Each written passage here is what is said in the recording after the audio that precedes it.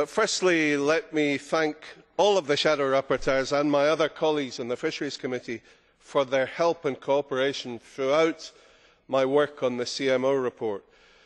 I believe that we have arrived, President, at a good conclusion, as this is the first of 3 legislative reports which will comprehensively reform the common fisheries policy. I think there are many interesting signposts in this CMO package which point the way for the common fisheries policy. One of the key issues which have dominated our discussion on CFP reform has, of course, been the need to end micromanagement from Brussels, which has bedevilled the sector for decades, and to replace micromanagement with meaningful regionalisation. Now, under such a system, the Commission will set the framework for the CFP and devolve day-to-day management to the stakeholders themselves. So I have therefore emphasised the need for an enhanced role for producer organisations who will be best placed to assist with the day-to-day organisation of effort limitation, quota management, bycatch avoidance and dealing with fish landed under the discards ban.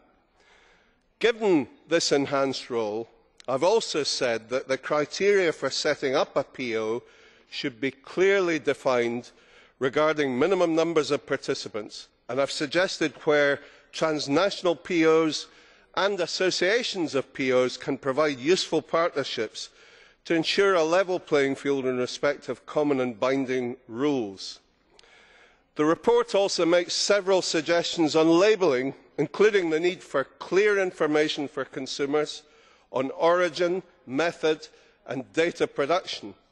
Also, the area where fish was caught should be expressed in terms that are familiar to the consumer.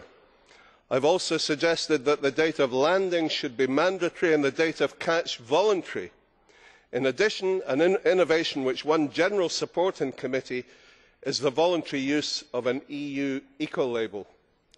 The report also encourages Member States to make full use of modern technology, utilising funding from the EMFF to combine information that is already available through electronic logbooks, VMS and CCTV to increase market intelligence and increase profitability for everyone in the sector. On discards, we vetoed the idea of distributing fish free to charities, hospitals and schools, as this would undermine the market. We have placed all of the emphasis on bycatch avoidance, but suggested that fish landed under any discard ban should be used for pet food, fish meal, fish oil or for bait.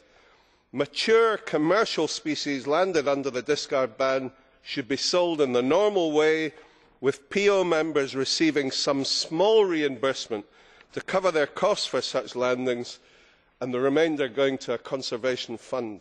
It is imperative, however, that any reimbursements should not be set at a level that might encourage the targeting of juvenile fish. Thank you very much, President.